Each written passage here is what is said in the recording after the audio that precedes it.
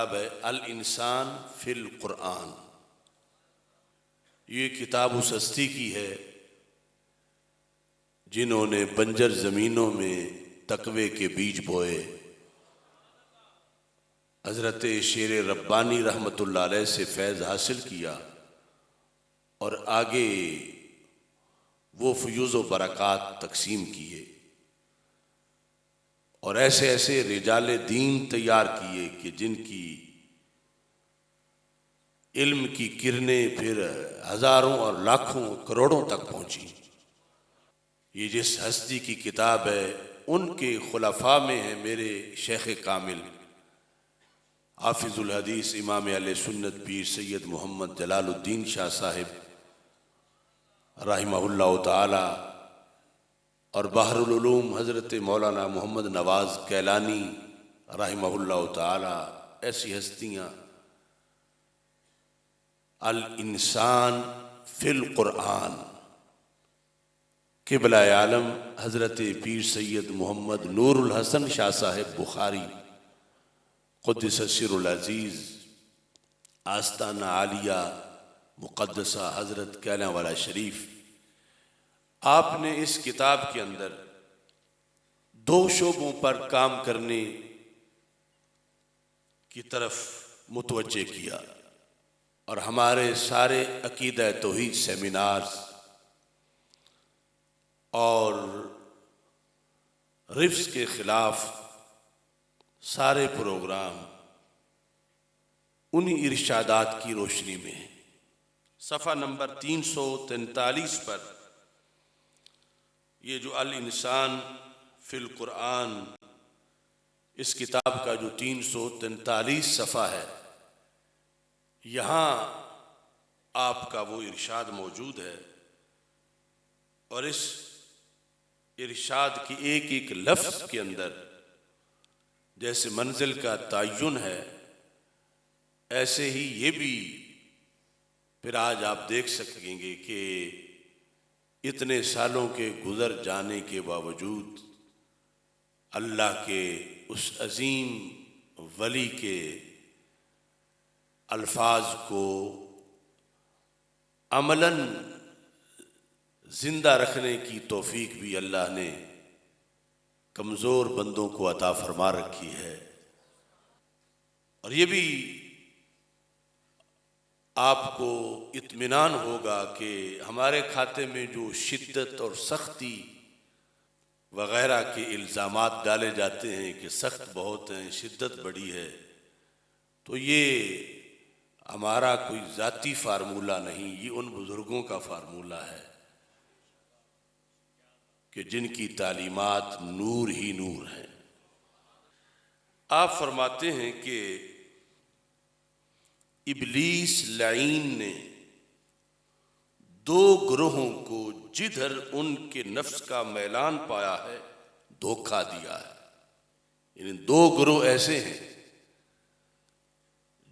उनको शैतान ने धोखा देते वक्त इस चीज को पेश नजर रखा है कि इनका अपना मैलान किधर है, और फिर उस मैलान को सामने रख के शैतान ने उनके खद्दो खाल उस्तवार किए हैं और उन्हें अपने जाल में फंसाया।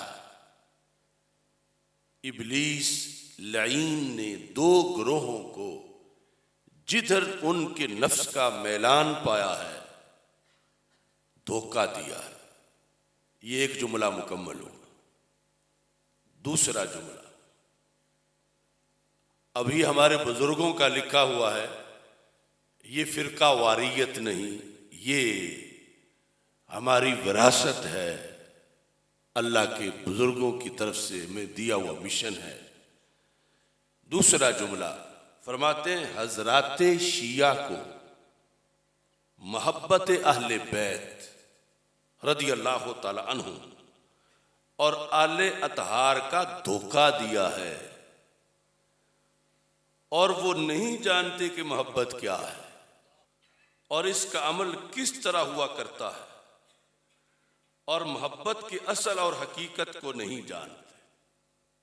यानी ये जो रवाफिज हैं, शिया हैं, ये मजीद जो गुमराही की तरफ पहुंचे तो उस गुमराही का जरिया यानी जो बज़ाहिर इनके सामने माटो था और काज था वो यही था कि मोहब्बत अहले बैत रज़ी अल्लाह तआला अन्हुम के हम अलमबरदार हैं, और ये चीज़ उनके सामने रखी गई किसकी तरफ से और इसका नतीजा क्या था।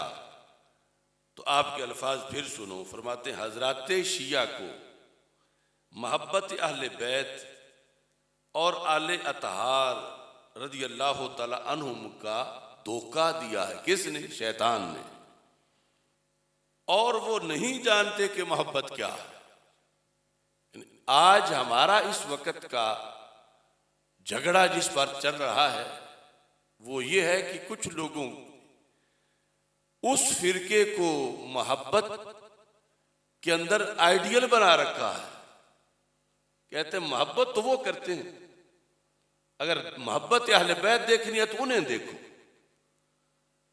अपनी निजी महफिलों में, अपने जलसों में, अपने मुरीदों के अंदर कुछ पीर बैठे ये तासुर देते हैं तो फिर लोग धड़ाधड़ उधर होते हैं कि जैसे वो पीटते हैं हम भी पीटें, जैसे वो काले कपड़े पहनते हम भी करें, जैसे उनका खतीब करता है हमारा खतीब भी करे, जैसे उनका नकीब करता है हमारा नकीब भी करे, जो शेर वो पढ़ रहे हैं वो शेर हम भी पढ़ें। तो मेरे पीर के पीर ने फरमाया था ये उनके लिए धोखा है शैतान का,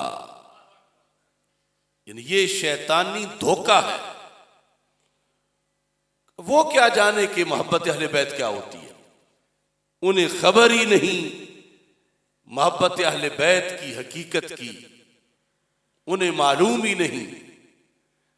तो मतलब ये वाजे किया कि अगर कोई शैतान के धोखे में आना चाहता है तो फिर उनके लिए नरम गोशा भी रखे, उनके पास जा बैठे, उनसे रवाबित कायम रखे अगर शैतान के जाल में फंसना है।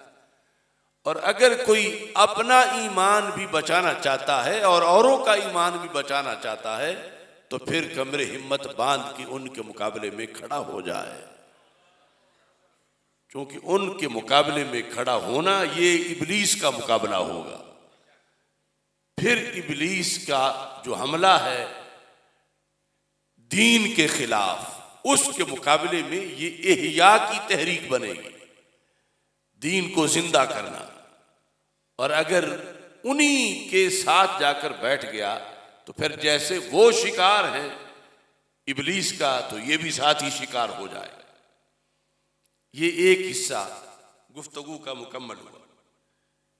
जो कहा था कि इबलीस लईन ने दो ग्रोहों को जिधर उनके नफ्स का मैलान पाया है उसी जरिए से धोखा दिया कि उनका नफ्स का मैलान जो था वो मोहब्बत अहले बैत रज़ी अल्लाह तआला अन्हु की तरफ था, तो उन्हें जो मोहब्बत अहले बैत नहीं थी वो मोहब्बत अहले बैत बना के पेश की और उन्होंने उसी का धंधा शुरू कर दिया। ये एक ग्रोह।